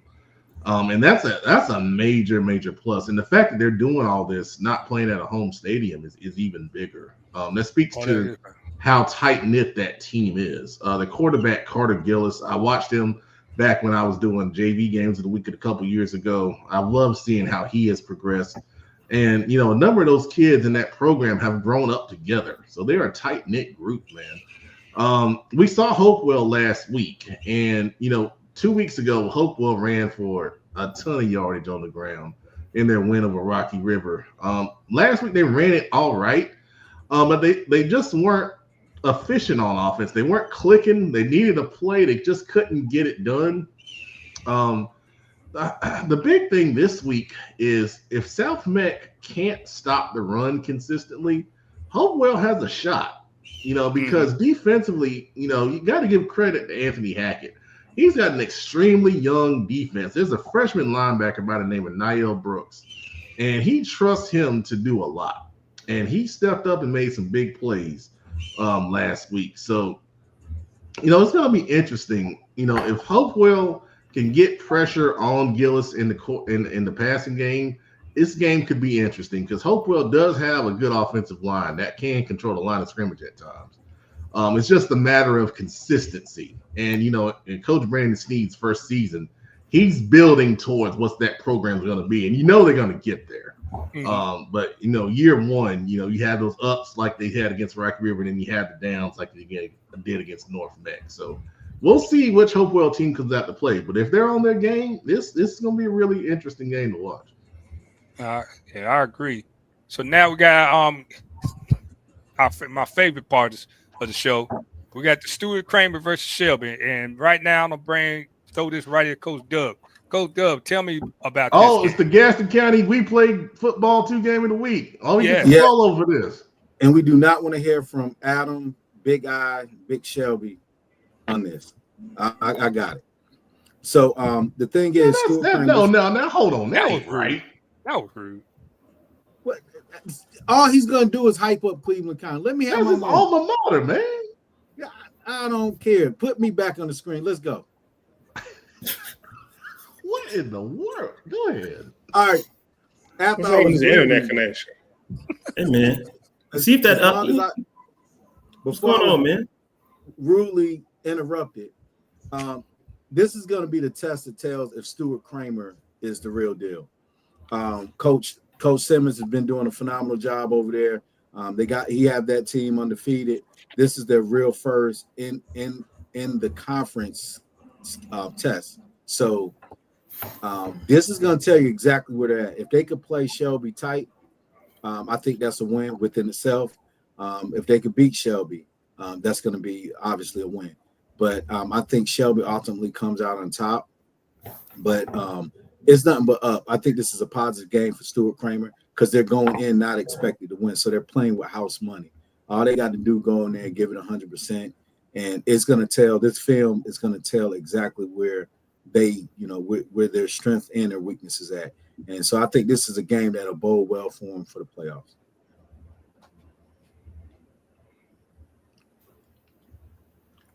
So since I'm in a good mood, Big Shelby, tell me what you got, big dog. Stuart Kramer versus Shelby. Tell me. Shelby running clock by halftime. Let's move on. See, this is why I told you. This is why they. I don't think they'll put him on the clock. Let's move on. Shelby running clock by halftime. Running clock, man. Okay. Gaston County versus Cleveland. Let's go, cuz. No, it ain't necessarily Gaston County versus Cleveland. This is not the best representative coming out of Gaston County. It's not. But this is the best representative coming out of Cleveland County. But we can argue that it won't be a running clock because you said it'll be a running clock. Oh yeah, it'll be a running clock. It won't be a running clock. I don't think it will. Now, I think that Shelby's going to be motivated because Stuart Kramer is undefeated. So Shelby, no, they're not going to be motivated by playing Stuart Kramer. Shelby by 4 or 5 scores. 4 or 5 scores. Yeah, running because a new running clock is 35 points now. It's not 42. Yeah. It might not get running clock, but the final score going to end up being a lot to a little. Okay. All right. So we agree on that. Yeah. It's just different levels, man. And like Joe said, this is a gauntlet game. I think they can finish top 3 in the conference, though. I think Stuart Kramer is capable of finishing top 3 in the conference. I agree. I think the success is with them, Stuart Kramer, is even us having this conversation. Or even I'm disappointed in you, Coach Doug. You just agreed that your Gaston County brother is going to get blown out. Well, no, I'm real. I'm real about. I didn't say they was going to get blown out. He's real, but he didn't say that. Well, no. Hear me out. Let me strike it from the record. I don't think they'll get blown out. You already said you can't be stricken from the record. You already said it. All right, Matt, let's clear this up. What you got on the game, Matt? What you got? Stuart Kramer off to their best start in years, undefeated, going into a Shelby team that's going to throw the ball all over the place. But if it rains, does it make this game interesting? Is the question. Stuart Kramer can run the ball. They got a couple big offensive linemen. Dynamic quarterback in Clee Phillips. Great linebacker in Christopher Worster. Head coach Ashton Simmons off to a great start. Mm-hmm. You're off to a great start, man, but I think the buck stops here for right now. The buck stops here. For right now. Then they'll pick up the following week with whoever. He said the buck stops here. I like that. But that was a good week. That was a good week 6 game preview. I like that. Hey, there's nothing wrong with losing to Shelby first. It's kind of expected. There's nothing wrong with that. Kendall, why you gotta laugh, man? You just figure out how to beat everybody else. That's all you gotta do. Man. Dang, you harsh. What is wrong with y'all tonight? I told them young boys get the little 2K, be playing 2K while they working. We're skipping the discussion topic because we are way over time. So we'll come back to that next week. I do want to talk about Queen City Senior Bowl. Registration will close Saturday, October 4th. If y'all have talented seniors on your team, please make sure they sign up. Please. Please. Please. Please. Where you get that football? We need that. He telling you he don't take the football. Yeah, I want a ball. He don't took the darn football, man. Lord Jesus. Hey, go, man. If you live in Mecklenburg, Cleveland, Gaston, Union, Iredell, Cabarrus, or Rowan counties, you are eligible. Now, I've had questions from other counties saying, why ain't we eligible? You can apply. We have taken other kids from Stanley County, from Lincoln County. I think we took one from Catawba County. So y'all can apply. Those guys are in the eligible area that we promote, okay? But if you're outside the county, you can apply and you could be selected, okay? Make sure you do it by October 4th because October 4th at midnight, it's gone, okay? And the team will be announced shortly after that in the way that we do it, which is very, very big. Other all-star games, some put out a roster, some don't do nothing. Like I've seen some kids be selected for the East-West game, which is great. Congratulations to those kids, but like I'm trying to find where the team is. I don't even know where the team is. I mean, it's crazy to me. But my whole point with the Queen City Senior Bowl is you are promoted. You are promoted. Okay. It is a big deal. We have college coaches at the practices. You get to keep your jerseys from the game. And there's a whole other bunch of stuff that goes into it. Quite simply, no other bowl game does as much as the Queen City Senior Bowl does for its players. Point blank and period. So if you want to be a part of it, you can go look at the social media for the Queen City Senior Bowl, see what the experience is like, see what the promotion is like. Nobody does it like Queen City Senior Bowl, okay? You'll hear some more news coming out soon about the game and the coaches. Coaches, if you're interested in coaching in the game, please reach out to me. There'll be a lot of news starting up here in the next couple of weeks. Go ahead. You need to get Coach Wells so you bring your football back. I'm glad you got a souvenir there. All right. Get these coaches out there, man. Let's see. Did we get through all of our? We're not sponsored by Skinny Pops. Put that popcorn down, man. We ain't sponsored. Hey, look, I want a ball. I'll pay for it. I want a ball and a hoodie. Okay, you can definitely buy a hoodie. No, I want a ball and a hoodie. You are the face of the bowl, man. You can make that happen. Okay. The Purge alarm. Okay. It's my favorite movie. One of my favorite movie, The Purge.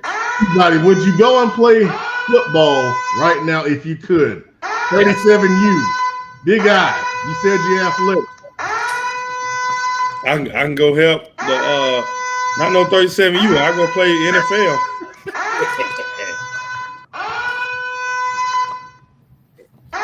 I ain't playing no 37U. They be out there drinking and doing some all kinds of stuff before the game. No sir. Man, they just say there's no rules. I'm not trying to be limping in the some big 500-pound cab driver fell on my leg. Oh no, I'm not gonna do it. I'm good, man. I enjoyed my time when I had it, and that's it, man. I'm leaving that behind. If I can't live on football, I ain't playing. Yeah, I actually played when I was 39. So I actually played semi-pro when I was 39.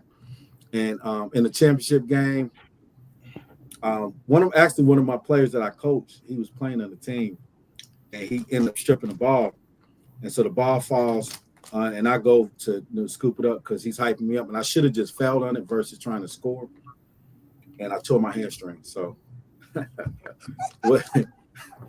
man, that's really detailed, man. That's a really detailed story. That was really detailed.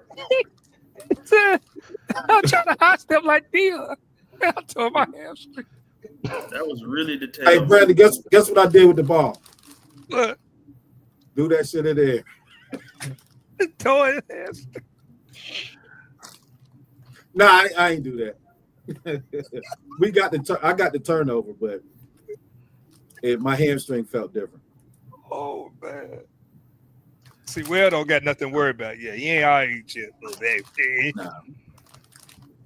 Still remember when I told my Achilles on the sideline jumping. Pop. That's a different pain. I said I've been in 3 combat tours. I got hurt, but now I come here, coach of football, tell my Achilles. Good luck to everybody this Friday night, and have a great weekend. Good night, people. See you on Friday Night Live at midnight. And the U is back, baby. We'll see you in a little bit, man. No nose. Ooh-wee. It's a good way to end the show right there. Pooey. Good night.